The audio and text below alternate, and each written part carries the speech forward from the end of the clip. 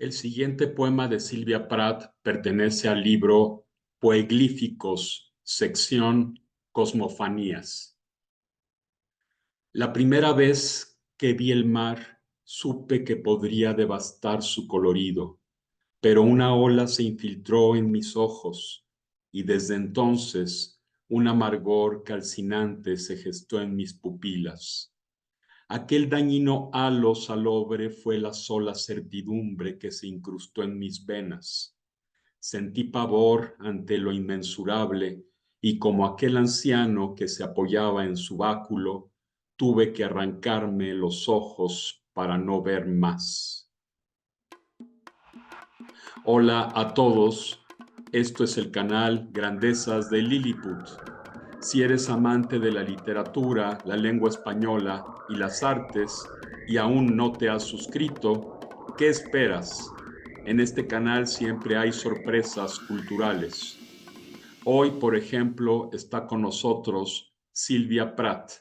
Silvia es poeta, traductora e intérprete de conferencias. Nació en la Ciudad de México en 1949. Ha publicado los poemarios Caldero Ciego, Encendido Espacio, Crujir de la hojarasca, Espiral Irrepetible, Isla de Luz, Trazos, De tarde en tarde, El arco iris, Urdimbre circular, Raíz de la memoria, que es su antología personal, y Poeglíficos. Ha publicado también traducciones de más de una treintena de libros de autores franceses y quebequenses. Su obra ha aparecido en numerosas antologías y en las principales revistas y periódicos del país. Ha sido jurado en diversos concursos literarios, así como dictaminadora de obra en editoriales. Destacados poetas y escritores han escrito sobre su trabajo creativo. Fue becaria del FONCA en el programa de intercambio de residencias artísticas México-Quebec en poesía de junio a octubre de 2002, en traducción literaria en 1997 y en el programa de apoyo a la traducción PROTRAT de 2014 a 2015. De 2003 a 2006 fue miembro del Consejo Consultivo del Centro Internacional de Traducción Literaria de Banff, Canadá, como representante de México nombrada por el FONCA. En 2005 recibió una distinción honorífica de la Universidad de Quebec. En 2006 obtuvo la Gran Orden de Honor Nacional al Mérito Autoral otorgada por la Secretaría de Educación Pública y por el Instituto Nacional del Derecho de Autor, INDAUTOR, por la relevancia de su obra. En 2009 recibió la condecoración de la Orden de los Francófonos de América, conferida por el gobierno de Quebec, Canadá. Participa como traductora, intérprete y asesora de lenguas en el Festival de Poesía Las Lenguas de América Carlos Montemayor desde la primera edición en 2004. Se le hizo un homenaje en la Feria Internacional del Libro Estado de México en 2021. Pertenece al Sistema Nacional de Creadores de Arte. He aquí mi credo. Creo en la soledad que asoma en las aguas mustias, en la orfandad del temblor amarillo de una espiga, en la hoguera demacrada de aquel beso, en el pavor del viento enlovecido, en el frío insobornable de la nieve y en la tierra inhóspita que soy sin más caricias. Creo en la melancolía que exhalan los cipreses lapidarios, pensativos centinelas de los muertos, en la onda que engendra el vuelo fugaz de ruiseñores, ingenuo augurio del vacío, en la voz cobarde del crepúsculo, zumbido del oscuro. Creo en el dolor que refleja el vaho del espejo, en la soleada soledumbre de la sal. Creo en presagios de lechuzas, en el ditirambo de las sombras, en el terror funerario de la estrella. Silvia, muchas gracias por estar en esta charla con la cultura.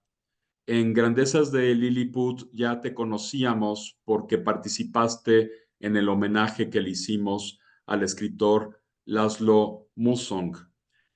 Voy a empezar preguntándote ¿Qué es para ti la poesía si es que puedes definirla de alguna manera? Ya sabemos que es algo indefinible, pero ¿qué es para ti la poesía y cómo más o menos calificarías o definirías tu poética? Bueno, como tú dices, es muy difícil tener una definición exacta, precisa, porque hay tantas definiciones como poetas ha habido y hay en el mundo. Sí, aunque pareciera que es lógico, para mí la poesía es una manera de enfrentar el mundo. Es decir, hay un mundo exterior que para mí pues es a veces muy hostil o ha sido hostil o ha tenido circunstancias terribles para mí. Y entonces una manera de enfrentarlo ha sido la escritura en general. La escritura en todas sus manifestaciones. Puede ser la poesía, por supuesto, puede ser la narrativa, puede ser el ensayo, puede ser la traducción, como ha sido en mi caso. Puede ser la lengua, puede ser la lectura simplemente. Entonces, para mí, esa ha sido la forma de enfrentar el mundo. Y para contestar tu pregunta, y la segunda parte de tu pregunta es cómo se le hace.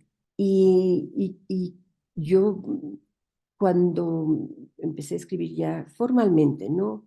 Dije, bueno, una de las vías puede ser a través del mito y del símbolo. Creo que después de ver ya varias obras terminadas, creo que sí se puede resumir mi poética en ese sentido. ¿Por qué? Porque se pusieron las bases en un primer libro, quizás, en los primeros libros, pero después fue cobrando forma cada vez más y puedo ahora decir que sí hay una voz, un toque, un tinte que puede marcar mi obra en general. Yo Hasta, coincido contigo. Para mí ujú, también la poesía es una manera de percibir el mundo, una manera muy particular, muy especial de percibir la realidad que nos rodea. No es la ujú, manera habitual, no es la manera denotativa de percibir las cosas, sino es otra manera de percibirlas. Y para ujú, eso utilizamos justamente la voz. Y ahora que has mencionado la voz, esto nos remite a la oralidad porque ujú, un poeta puede ser analfabeto y ser poeta. por No se supuesto. necesita la escritura, sino es Sí, nada más la voz que interpreta y que enfrenta el mundo de alguna manera, ¿verdad? exactamente, porque la palabra eh, enfrentar, que es la que yo utilizo, es precisamente esa confrontación con el mundo.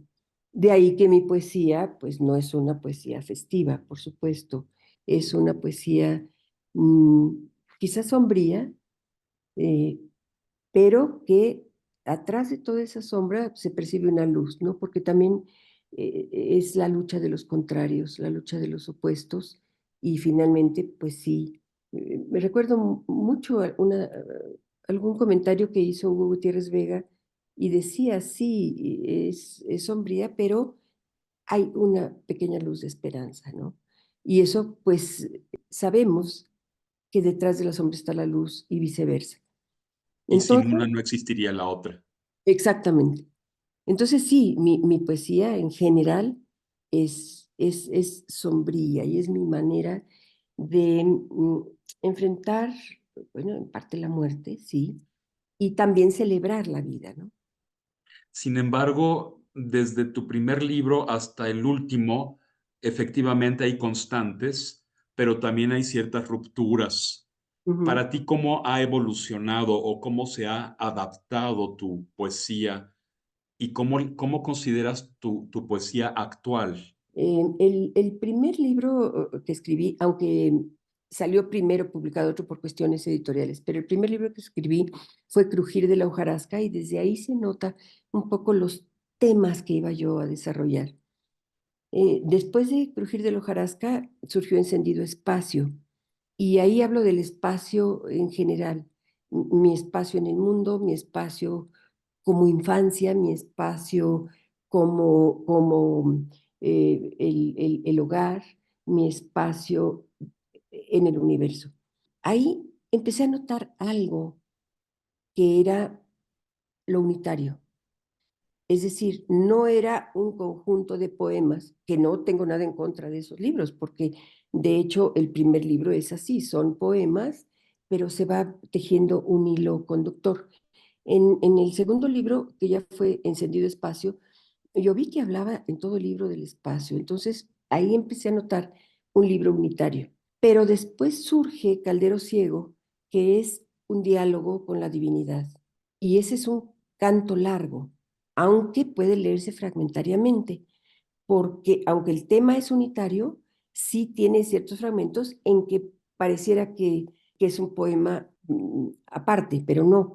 Lleva el hilo conductor porque todo es el tema de la divinidad. Es un diálogo, a veces agradable, a veces un poco de pugna con la divinidad, y resultó un canto que para mí fue, aparte de sorpresa, fue muy placentero porque dije, por aquí va mi vía, lo que me mencionabas, cómo fue desarrollándose. Posteriormente, otro tema que tomé y también un libro unitario fue Espiral Irrepetible. Bueno, este es Crujir de la hojarasca, aquí está Encendido Espacio, este es Caldero Ciego, y este libro, Espiral Irrepetible, otra vez me surgió la idea, dije, voy a hablar del tiempo, que es un tema que me apasiona, que no a mí, no nada más a mí, a muchísimos autores les ha apasionado, pero yo decía, tengo ahí ese pendiente. En las 4 secciones que tiene, hablo del tiempo, el tiempo real, el tiempo, lo llamo tiempo constelado, el tiempo mítico, y también fue un libro unitario. El tiempo Posterior, mítico es como un tiempo sin tiempo. un tiempo sin tiempo, exacto, son esos viajes del presente a un pasado, pero es un tiempo sin tiempo, claro, y que está vigente, porque sigue vigente el mito. Sin embargo, tú lo retomas, lo haces tuyo, lo reenigmatizas o lo reformulas, lo replanteas de acuerdo a tu circunstancia y a tu tiempo. Y Entonces, también hay un tiempo subjetivo que no ujú, se mide ni con relojes ni mecánicamente. exacto, exacto. Y es también el tiempo de la memoria, ¿no? Porque la memoria está ahí, y esos momentos que revivimos son, como tú dices, atemporales, pero ahí están vivos. Me gustó la idea, y entonces no es que yo me lo propusiera, sino que de pronto salía otro tema, y, y seguí por ahí, Juan Antonio, inexplicable, porque no es que lo haya hecho a propósito, sino que salió. Posteriormente escribo este libro, que es Isla de Luz. Este es un canto desde el primer verso hasta el último, es un canto largo, que bueno, tú lo podrías leer también por fragmentos, pero como dice Octavio Paz, el poema largo se puede leer por partes, no necesariamente desde principio a fin. Esta es una odisea y coincide con que yo gané una beca de residencia, del FONCA, de residencias artísticas, México-Quebec, de estancia en Quebec para hacer una obra literaria. Y entonces bueno, te piden tu proyecto, yo había ofrecido un poemario, ¿verdad? Con los referentes míticos simbólicos y de unas 70 páginas. Yo llego un día lunes, toda esa semana reflexiono cómo va a ser la estructura del libro, qué es lo que voy a tratar, etcétera. Y de pronto el lunes siguiente, que era día justamente la Fiesta Nacional de Quebec, 24 de junio, estaba yo observando el cielo, una luna preciosa, porque era luna llena, y de repente empiezo a escribir y dije, este va a ser un canto largo, no puede ser fragmentario. ¿Por qué? Porque tenía yo como paisaje el río, esto tiene que ser un todo. Empecé y dije, es una odisea propia, una odisea íntima, una odisea personal. Y lo que hablábamos hace rato de la memoria, justamente es que eran ideas que yo tenía desde la adolescencia. Yo decía, ojalá algún día pueda escribir algo así. Y pasaron muchos años. Yo creo que todo está aquí adentro y está aquí adentro y de pronto empieza a fluir. Inicié y no podía yo detenerme. Realmente sí salieron, bueno, aquí podemos ver 75 páginas, la letra y todo podría ser de 80, no importa el número de páginas. La cuestión es que empezó cuando tenía que empezar y terminó cuando tenía que terminar. Incluso me faltaban unas cuantas páginas. La, la, la Asociación de Escritores y Escritoras Quebequenses me regaló 15 días más para que yo pudiera terminar el libro. Este libro lo quiero mucho porque sucedió allá, no lo podría haber escrito aquí, yo creo que por las interrupciones. Nació allá. Nació allá y terminó allá, y aquí al final se pone Isla de Montreal, junio-octubre de 2022. Después de esto, pues sí, acaba uno un poco exhausto, ¿verdad? Claro. Y salió una plaqueta en tinta nueva que se llama Trazos. Esta sí tiene unos cuantos poemas que elegí únicamente para esta plaqueta. Posteriormente salió De tarde tarde el arco iris, que en efecto es una antología, pero muy sui generis, porque es una antología en la que el yo poético es el protagonista. No es que fueran los mejores poemas o que yo los hubiera escogido por el tono, lo que, no, es precisamente los que son más autobiográficos, los que tienen un yo íntimo que finalmente afloró en este libro. Después escribí Urdimbre Circular. El tema aquí, porque pues también es un libro unitario, aunque tenga a lo mejor división de secciones, elegí, perdón, los 4 elementos: agua, aire, tierra y fuego. Pero añadiéndole un quinto elemento, que es el logos. Es el logos, es el verbo, la voz que estábamos diciendo, ¿te acuerdas hace ratito? Intangible, ¿no? Un elemento Intangible, intangible. y de pronto ahí aparece la voz. Ujú. Entonces, finalmente se convierte en un libro unitario también porque se va como entremezclando a rato los 4 elementos, pero siempre está el logos presente. Es la voz y es esa, podríamos llamarle inspiración o esa chispa que tenemos para poder lograr la poesía a través de la palabra, ¿no? Después de este libro, sí tardé un tiempo porque me ofrecieron hacer una antología poética en el Estado de México. Me llegó la carta de invitación y me decían, tienes 200 páginas. Yo dije, ha de haber un error, porque como 200 páginas. Hablo con Félix Suárez, que era el editor, y me dice, no, es que sí se les van a otorgar a cada autor 200 páginas. Le dije, entonces permíteme reunir mis 2 cantos largos, que son Caldero Ciego e Isla de Luz. Y para complementar las páginas, algunos poemas de Espiral Irrepetible que hablan del tiempo. Así fue, y el prólogo lo hizo Félix Suárez precisamente.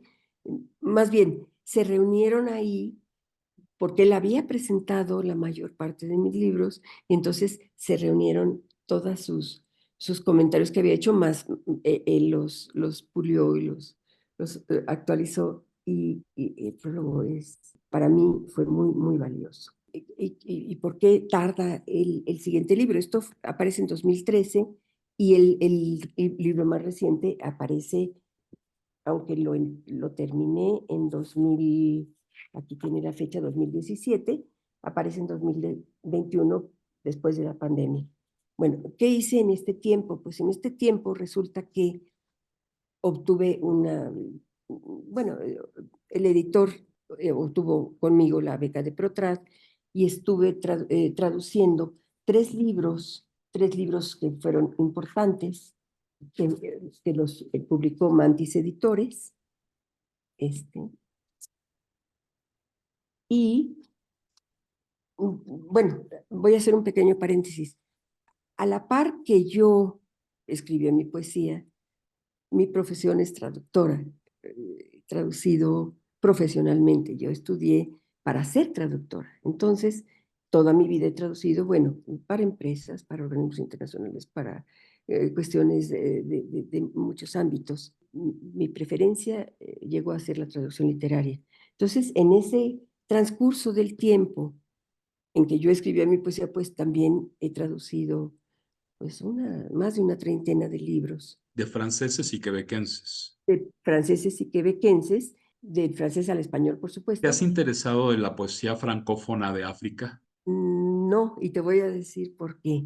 Bueno, me interesaría, por supuesto, pero cuando yo decidí ser traductora y cuando eh, perfeccioné la lengua para ser traductora y mis estudios fueron de traducción, entonces yo dije, a ver, es tan vasta la producción literaria en la lengua francesa, Francia principalmente, está Suiza, Bélgica, África, como tú mencionas, y las del Caribe y Quebec. Dije, bueno, me tengo que decidir por algo. Como viste tú, no es que yo sea cuadrada, pero cuando tengo una idea, pues quiero llevarla a cabo y dije, va a ser Quebec. Ujú. Claro, sí he traducido cosas, textos de autores franceses, pero la mayoría ha sido de Quebec. A lo largo de mi poesía yo iba pues traduciendo, se iban publicando y justamente cuando te digo que después de esta antología, tarda un poco de tiempo porque traduje estos 3 libros en ese proyecto y justamente el de Paul Bélanger, que se llama Recovecos Morada del Agrimensor, y de Luis Dupré, Más alto que las flamas, los dos fueron ganadores del premio Sabines Lapointe por estas obras. Y bueno, puse yo mi sellito con la traducción. Ujú. Ellos estaban muy contentos porque, pues, en primer lugar es muy bueno que te publique, que te traduzcan en otro país, pero aparte que ganen ese premio que se creó precisamente para unir más los lazos entre México y Quebec. De ahí Y, también mi amistad con Laszlo, ya ves que claro, amaba Quebec con y Laszlo Musson. Laszlo Monzón. Sí, la traducción es mi vida también. Es, y Es una también forma de crear, una forma de recrear la traducción. por supuesto, y ya ves que decía Octavio Paz, parte de la obra literaria también es la traducción. O sea, mi obra sí es mi poesía, pero también mi obra ha sido las versiones, yo les llamo versiones, esas versiones que yo doy de mi interpretación que hago al leer la poesía, Ujú. porque no es sencillo, no es ni A pesar de que traducción. sean lenguas romances, el francés y el español, y que, de que haya mucha semejanza, no es nada sencillo. No es el hecho de ser palabra por palabra, no. Hay que captar el sentido, el espíritu del poema del otro autor, hacerlo tuyo y volcarlo, respetando siempre, como decía Rapaun, la melopea, o sea, el ritmo, la cadencia, la fanopea y la logopea. La Sí, fanopea, que es la proyección de las de imágenes. las imágenes y todos los recursos Ujú. líricos, ¿verdad? Y ya la logopea, pues es esa sapiencia, Concisión. concisión y la malicia que tiene el escritor.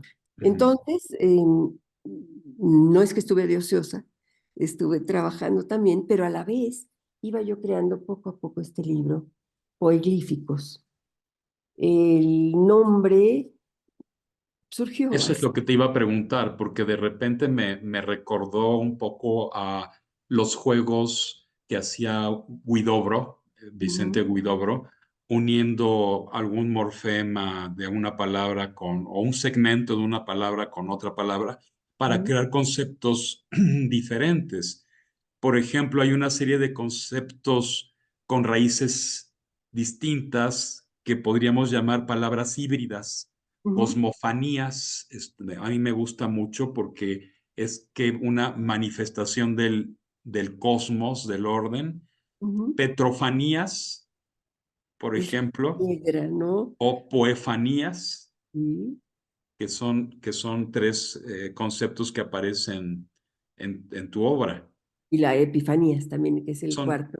exacto, son manifestaciones todas, pero se perciben desde una experiencia profundamente personal, desde un yo lírico, Sí, sí, como sí. que tú eres una poeta del yo, digo, para recordar esta clasificación que hace Pedro Salinas de los Ujú, 5 grandes rubros del universo de la poesía, habla de una poesía del yo, ujú. no tanto del objeto exterior o de las cuestiones políticas o sociales, sino que te centras mucho en el yo, ¿verdad?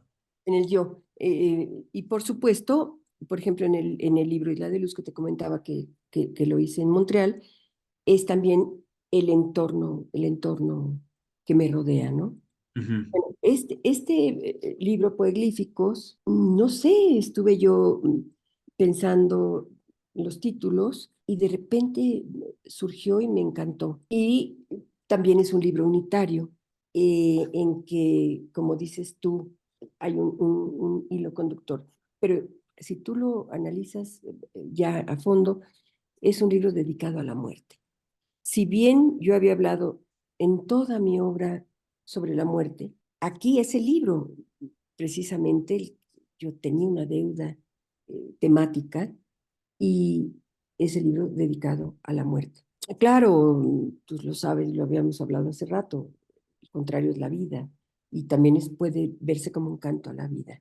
Precisamente en este libro, en la parte última que mencionó como Epifanías, termino con Los cuatro jinetes del Apocalipsis. Es un poema, sentí que tenía que cerrar y este libro me ha gustado mucho. Se presentó justamente en el Festival UNAM del año 2022. Fue bastante promocionado, para mí fue como, después de la pandemia, fue como revitalizarme. ¿Qué te puedo decir? Es como decir, hay que seguir haciendo poesía.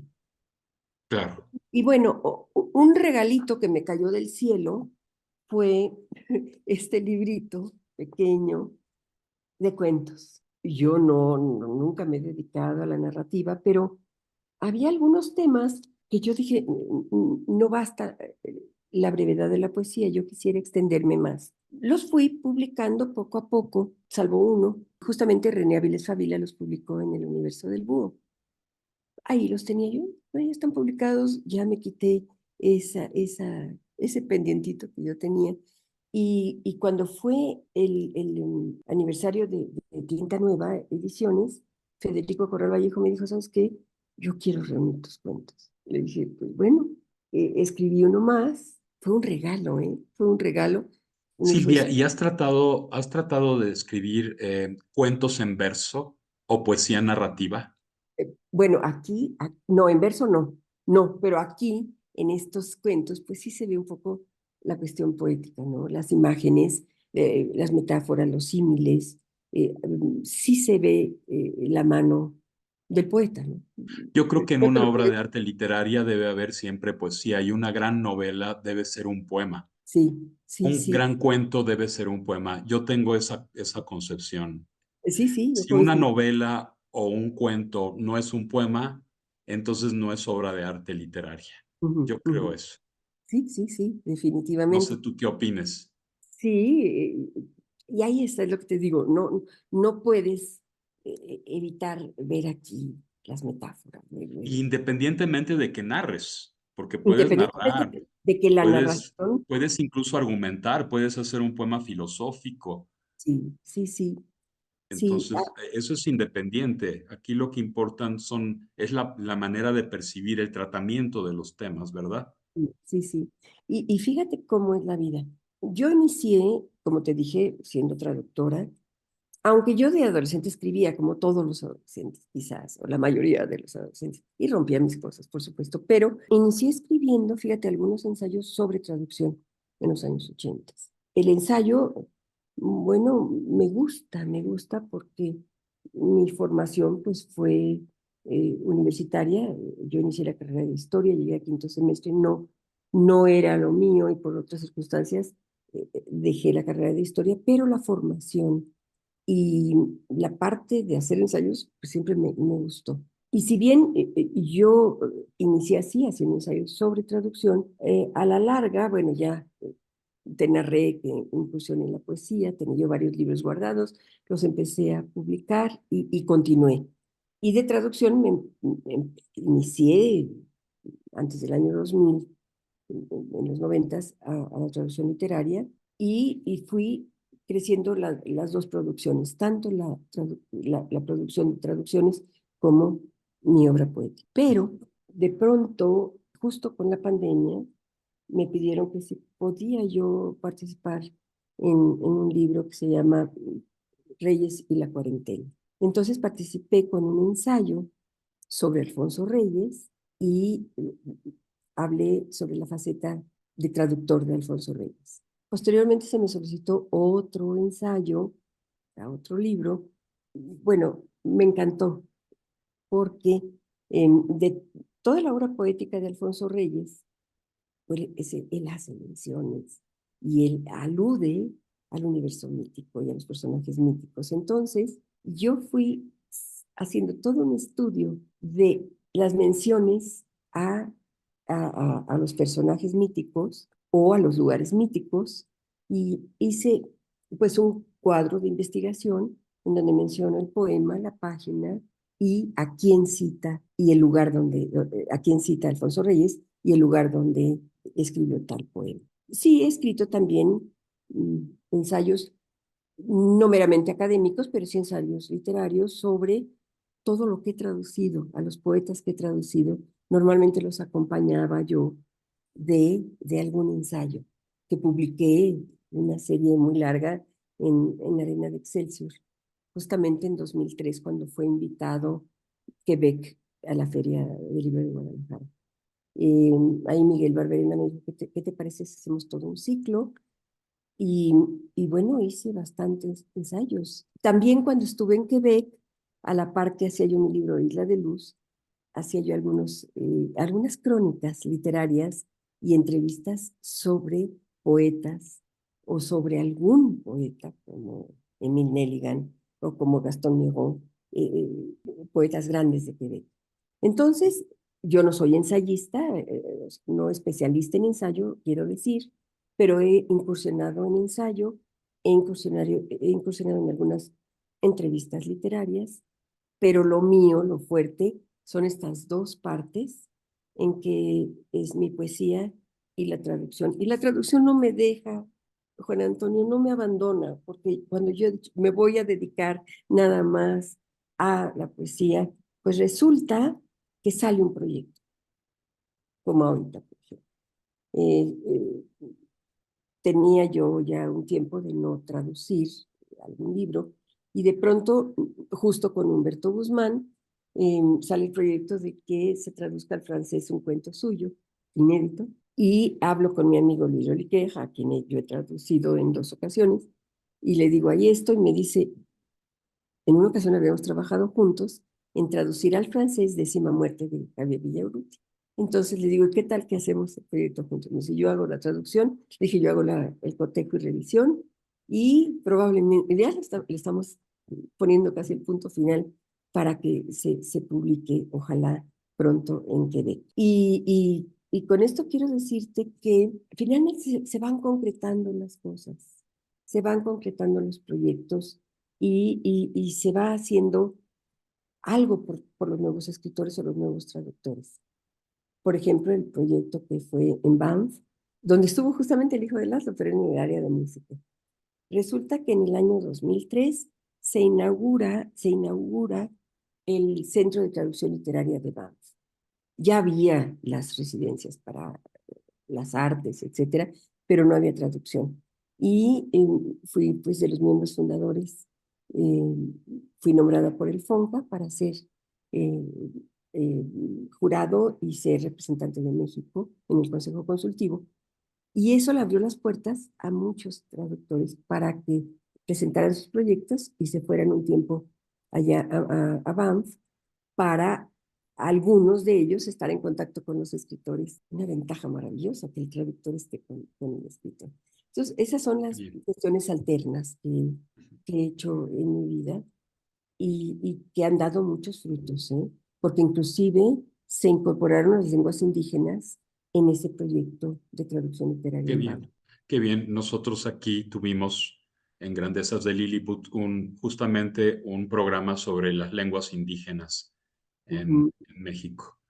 Y que coincidió, fíjate, en el año 2021, justamente cuando me dan la noticia de que se iba ya a publicar Prolíficos, que ya estaba en formación, resulta que salgo en las listas del Sistema Nacional de Creadores de Arte como beneficiaria de la beca en emisión 2021. Yo había presentado un proyecto, bueno, ya te imaginarás sobre qué, este universo mítico simbólico que es inagotable y Inagotable.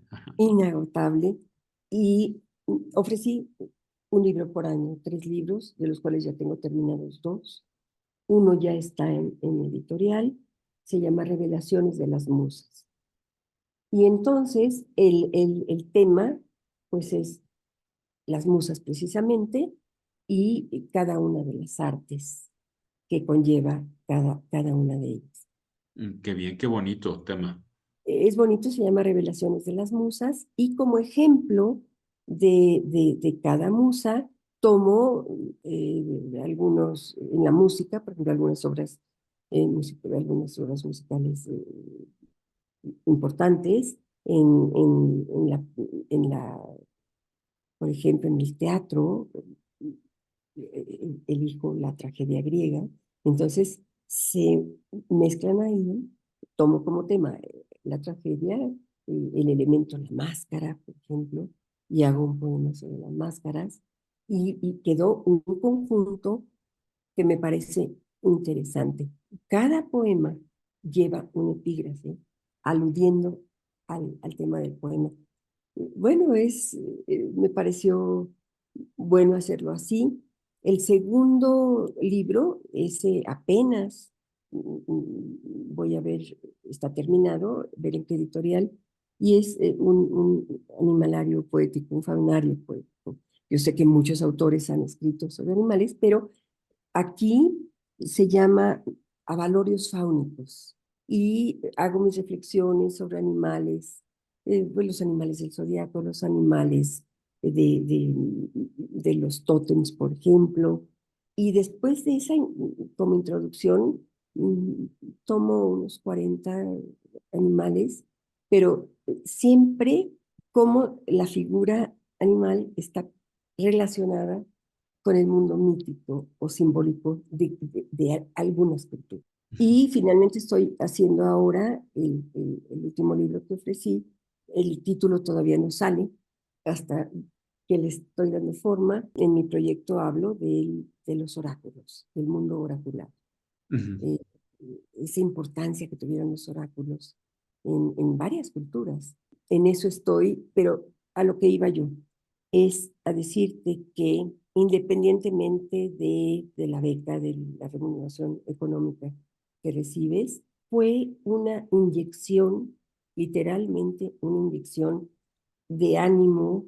No es que escribas por encargo, porque el proyecto era mío y el proyecto yo lo ofrecí, ya lo traía yo aquí adentro. Pero el hecho, después de pasar encerrados, que a los escritores, bueno, a algunos nos vino bien porque nos dedicamos más de 24 horas, yo creo, a trabajar, sí fue una inyección para mí, y hablo a título personal, fue una inyección para mí de ilusión, decir, a ver, Silvia, siéntate a escribir tu poesía y no la dejes porque ya no hay tiempo.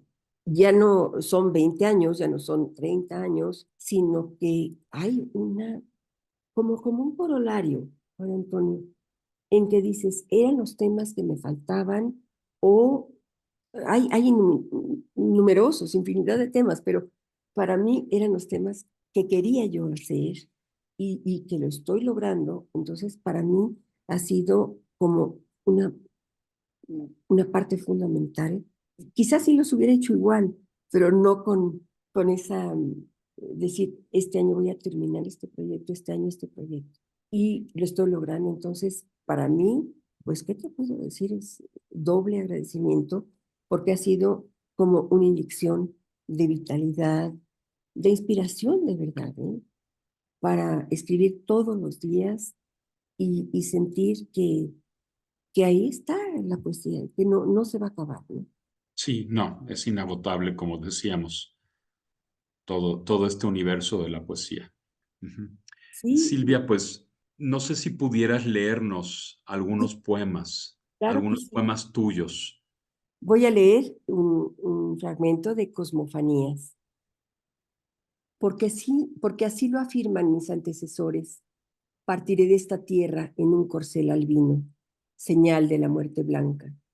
Alas de ángel, minas de sal, arcilla pálida, paraíso de luz, donde las tinieblas pierden su linaje y su color, y la suma de todos los colores revive en un halo límpido, en la perpetua escarcha, en el sitio en que habita la diosa de los glaciares. Porque con sus distintos nombres los enigmas se perfilan en el contorno de la nieve, porque la nieve existe para cubrir el luto negro. Ahora voy a leer de la sección Petrofanías, un, un, un fragmento de esta sección que me remite a los años de adolescencia, en que sentí una gran fascinación por los templos griegos y justamente las cariátides me marcaron, se quedaron en memoria y ahora aparecen en un poema de esta sección Petrofanías. Troncos de vida, puntales del cosmos, como manos que sostienen el firmamento, centinelas perennes, testigos del transcurrir de las centurias, soberbias, imperiosas, pilares marmóreos. Las cariátides sobre los hombros cargan el templo, como toda mujer van cargando su propia existencia. Por destino o expiación, alojan en su seno la memoria. Sobre su cabeza, capitel de luz, un cesto custodia oblaciones.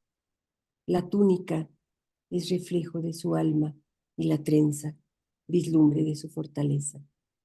No es fácil soportar lo sagrado, soportar la vida, soportar el mundo. Las cariátides nos aclaran incógnitas, mientras las aves se posan sobre sus hombros descubiertos. Ante la desnudez del sol, líquida pesadumbre resbala de mis ojos, que son de piedra como los de ellas. Bueno, ese para las mujeres yo creo que es un canto de ímpetu, ¿no? De fuerza. Pero fíjate, Juan Antonio, lo extraño de todo esto es cómo en el inconsciente guardas todo Claro, y aflora en un momento dado. Cuando yo dije estoy en las petrofanías, la piedra como altar, la piedra como símbolo, bueno, pues ahí están las caretas. Y salió, por supuesto. fíjate cuántos años después. Ujú. Qué impresión, ¿no? Cómo va surgiendo todo del inconsciente de los sótanos. Sí, sí, sí. Para terminar la lectura, voy a hacer la, la lectura de este poema. Es un poema fuerte, por supuesto, pero que nos hace reflexionar mucho sobre la vida y es de la sección Epifanías. El ojo ancestral se hace presente, origen y fin. El tam-tam del tambor no se detiene. Al vuelo todas las campanas del mundo. Las olas se duplican, el hilo del laberinto se repite, el sauce llora en todos los sauces, el desierto se subleva. 4 corceles se acercan cabalgando, majestuosos. Sus crines ondean al ritmo del viento, sus patas levantan un polvo finísimo. Nube sombría, se rompen las cuerdas de los instrumentos, pozos rebosantes de veneno, sal negra, ceguera de las aves. 4 corceles se acercan cabalgando. Moscas merodean alrededor de niños hambrientos, como si sus cuerpos estuvieran cubiertos de miel. ¿No son acaso esas moscas el presagio de muertes prematuras?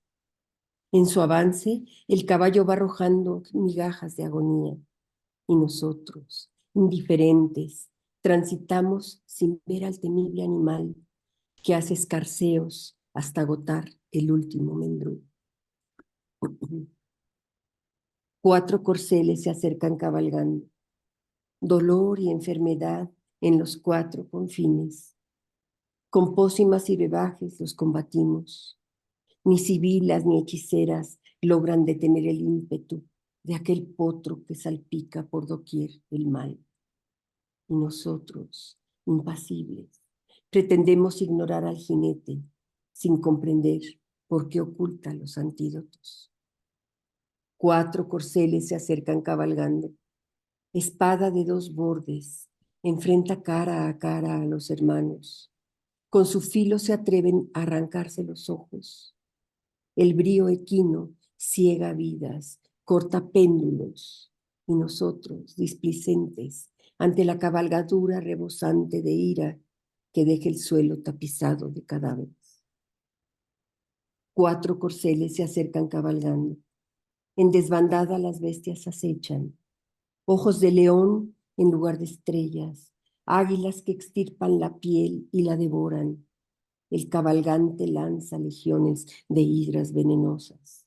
Y nosotros, desdeñosos, vemos pasar al caballero negro con su látigo sin haber descifrado las señales. El árbol fundacional se deshoja.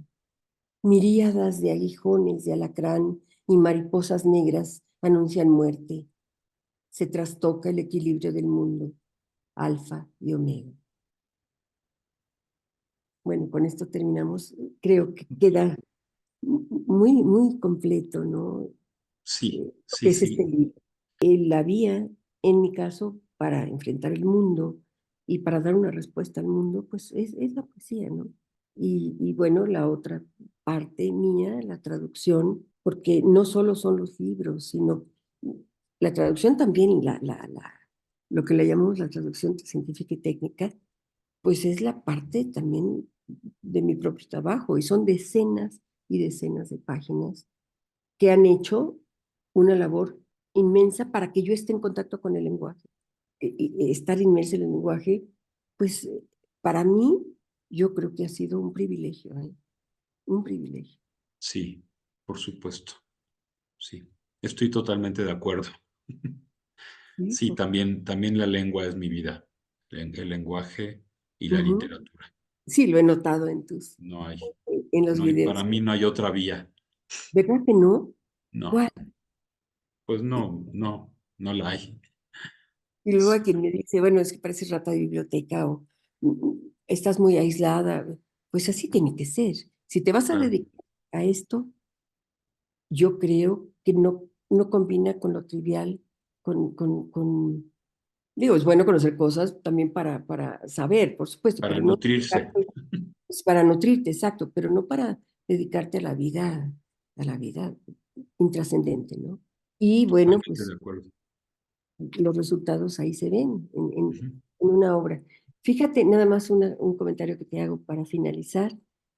Mi gran maestra fue Enriqueta Ochoa y me decía, Silvia, lo importante es encontrar una voz. El Y retorno de Electra, sí, el retorno de así, qué cosa, ¿verdad? de Enriqueta Ochoa. Enriqueta Ochoa, sí. Y Gran fíjate, poeta, gran poeta, gran una poetisa. gran poeta de los años 20, digo que nació en los años 20, Nació en los 20. sí, y bueno, las 3 grandes, Rosario Castellanos, Enriqueta Ochoa y Dolores Castro. Ujú. Pero a mí la poesía de Enriqueta me fascina, aparte que fue mi maestra, y me hacía mucho énfasis en sacar la propia voz. ¿Y Concha Urquiza te gusta? Sí, también, por supuesto, Religiosa. religiosa, religiosa. Bueno, en mi libro Caldero Ciego se nota un poco también esa conexión con Dios. Yo fui formada en una escuela católica y bueno, para mí fue una buena formación. Em, en Concha Urquiza religiosa, pero también tiene su parte maravillosa, ¿eh? Bueno, no sé si sepas, bueno, ya ves que murió Juana María Naranjo y su libro más reciente se Ujú. llama Abedules de Luz. Y justamente, pues es un libro religioso. Claro, estaba la pandemia y ella tenía pues una formación y justamente lo termina, se lo publican pues, en marzo de 2023, ella me lo dedicó, yo le hice el prólogo y bueno, pues sí podríamos decir un libro religioso y algunos ya llegan a lo místico. Juan Antonio, qué maravilla.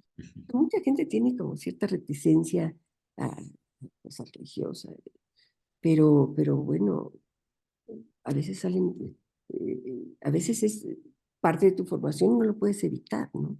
Sí, no, es inevitable. Está ahora sí que como tú dices, en el inconsciente. Ujú, ujú. Y lo puedes canalizar de muchas maneras. Lo Ah, religioso lo claro. puedes canalizar de miles de modos distintos. Bueno, pues eh, San Juan de la Cruz, Es que extraordinario, San Juan de la Cruz, Santa Teresa de Santa Jesús. Teresa, Santa Teresa. Dices, bueno, uno quisiera emularlos, quisiera parecerse tantito a ellos, ¿no? Llegar a esas alturas. A esas alturas y a esa parte mística es, bueno, yo creo que una experiencia maravillosa, ¿no? Pues mira, aquí a grandes rasgos hablamos tú y yo de mi poesía y pues ha sido toda una vida de trabajo. Se nota en el sentido de que te privas de cosas triviales y de cosas mundanas y a veces la gente no te lo cree, pero nuestro mundo es maravilloso, estar en los libros, estar en la lectura, estar en la escritura, porque para Claro, escribir pues tienes que leer, haber yo leído. estoy totalmente de acuerdo. Y bueno, yo te Sí. agradezco esto, de veras. ¿Qué me ibas a decir, Juan Antonio? Silvia, pues muchas gracias, agradecerte, agradecer tu participación, ¿no? Aquí en este canal. Muchas Muchas gracias. gracias. Ujú. Y yo agradecerte a ti porque es la manera en cómo puede llegar a muchos, digamos, lectores. Ahora son, ¿cómo les llamarías? A los que ven los videos. Bueno, de alguna manera leen Los puedes escuchar o los puedes ver, pero es un retorno a la oralidad. a la oralidad, exactamente. La oralidad que tú recuerdas Marshall McLuhan, Ujú, la galaxia Gutenberg, ujú, cómo la escritura trató de acabar con esa oralidad. ujú. Y finalmente yo creo que también por eso se escriben libros tan malos, porque hemos o se ha renunciado a la oralidad, que es la voz. La voz de la poesía está en la oralidad, está Sí, en el sí. sonido, está en la sonoridad.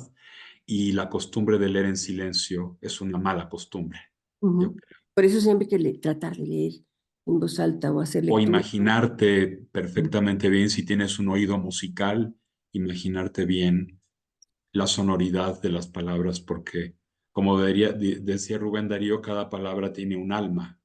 ujú, ujú. Y fíjate, uno, cuando ya han pasado muchos años, yo veo mis primeros libros, pero cuando hablas de una obra, dos, tres, pero cuando ya hablas de algo completo, dices, es que hay un hilo conductor ahí, hay una necesidad de transmitir a través de la palabra. Y yo creo, a mi edad y en mi vida, que no confundí el camino, no erré el camino, sino esto lo hubiera vuelto a hacer.